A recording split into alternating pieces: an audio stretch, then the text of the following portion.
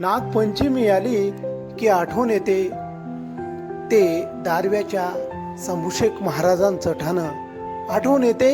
ते गेली 165 वर्षांची जी परंपरा राजेश किशनरावजी भोयर पार पडत होते, त्यांच्या त्या नागपंचमीची, त्यांच्या त्या कार्याची खरोखरच व्यवसायाने सोनार. तरीही मात्र छोटेसे व्यापारी असताना सुद्धा हा उत्साह, त्यांचा आनंद काही औरच.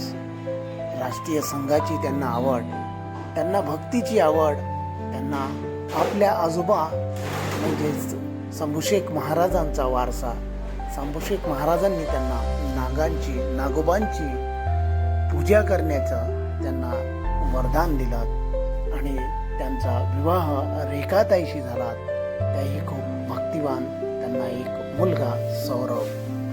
आणि हे छोटंसं कुटुंब, छोटासा सोनाराचा व्यवसायासोबतच त्यांनी जनशक्तींचा, जनभक्तींचा आणि प्रत्येक प्राणीमात्रांना त्यांना कशा प्रकारे आनंद मिळावा यासाठीच ते सतत नित्य नियमाने झटत असत. कुटुंबाचा गाडा लोटत लोटत, कुटुंबाचं ओझं, कुटुंबाचा रथ ओढत ओढत त्यांनी मात्र प्राणीमात्रांची सेवा अविरत आणि अखंडपणे केली. खरोखरच प्रत्येकांच्या मुखामध्ये आपण जरी उपाशी राहिलो तरी मात्र प्रत्येक प्राणी मात्र तृप्त झाला पाहिजे. हेच नागपंचमीचे निमित्तानं त्यांचं कार्य वाखाणण्याजोगं. त्यांचा भंडारा हजारो लोक दरवर्षी या महाप्रसादाचा लाभ घेत असतात. आजही त्या नागपंचमीचा उत्साह तेवढाच.